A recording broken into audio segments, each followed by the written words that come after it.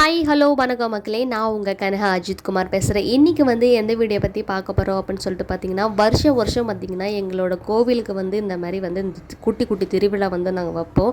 So அதுதான் வந்து இப்போ வந்து பார்க்க போகிறோம். வாங்க மக்களே என்ன பண்ணுறாங்கன்னு சொல்லிட்டு பார்க்கலாம். இது எங்கடா வந்து கோவிலில் இருக்காமல் ஆற்றுல வந்து இருக்காங்களே அப்படின்னு சொல்லிட்டு நீங்கள் பார்க்கலாம். எல்லா ஊர்லேயுமே நடக்கிறது தான் மக்களே. ஆற்றுல தான் வந்து சக்தியை அழைப்பாங்க. ஆற்றுல வந்து சக்தி அழைச்சிட்டு போனதுக்கப்புறம் தான் ஊருக்குள்ளே இருக்கிற கோவிலையே திருவிழா ஸ்டார்ட் பண்ணுவாங்க. அதே போல் தான் இதுவும். வாங்க எப்படின்றத சொல்ல.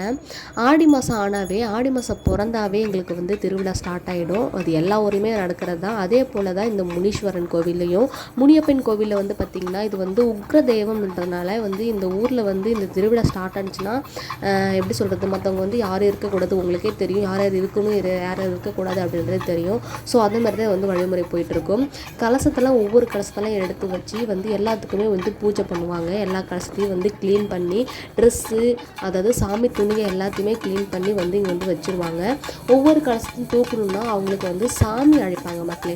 சாமி வர வச்சு அதுக்கப்புறம் தான் ஒவ்வொருத்தவங்களுக்கும் ஒவ்வொரு கலசத்தை வந்து தூக்கி வைப்பாங்க. அதே போல் தான் இங்கே நடந்துகிட்ருக்கு. எல்லாத்தையும் நிற்க வச்சு சாமி அழைக்கிறத வந்து ஸ்டார்ட் பண்ணாங்க. பம்பை மேலே அடித்தாவே எல்லாத்துக்குமே வந்து ஒரு மாதிரியான வைப் வரும். ஸோ அதே போல் தான் வந்து ஸ்டார்ட் பண்ணியிருக்கோம். நெக்ஸ்ட்டு வந்து பார்த்திங்கன்னா அங்கேருந்து எல்லாத்துக்குமே ஒவ்வொரு கலசத்தையும் சாமி வந்தவங்களுக்கு ஒவ்வொரு கலசத்தையும் எடுத்து வச்சு ஸ்டார்ட் பண்ணிட்டோம்.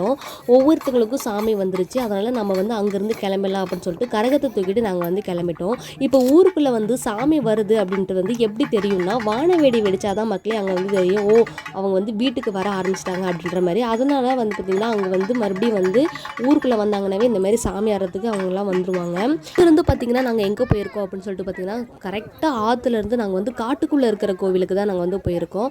அந்த கோவிலுக்கு போனதுக்கப்புறம் அங்கே வந்து ப்ரொசீஜர்லாம் ஸ்டார்ட் பண்ணி பூஜைலாம் முடிச்சுட்டு அங்கேருந்து வந்து பார்த்திங்கன்னா ஊருக்குள்ளே இருக்கிற கோவிலுக்கு தான் வந்து எடுத்து வந்து வைப்பேன். ஏன்னா இங்கே வந்து பொருள்லாம் வைக்க முடியாத மக்கள் இன்னும் வந்து காம்பவுண்ட் செவர் சம்திங் எதுவுமே எடுக்கவே இல்லை.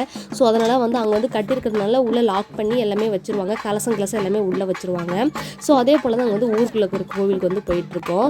இது வந்து பார்த்திங்கன்னா கோவிலுக்கு பக்கத்துலேயே வந்து எங்கள் வீடு இருக்குது. ஸோ அதுக்கு பக்கத்துலேயே இருக்கிறதால எனக்கு கொஞ்சம் ஹாப்பியாக இருந்துச்சு. நான் வந்து எல்லாத்தையுமே நல்லா கண்குளிராக பார்த்தேன்.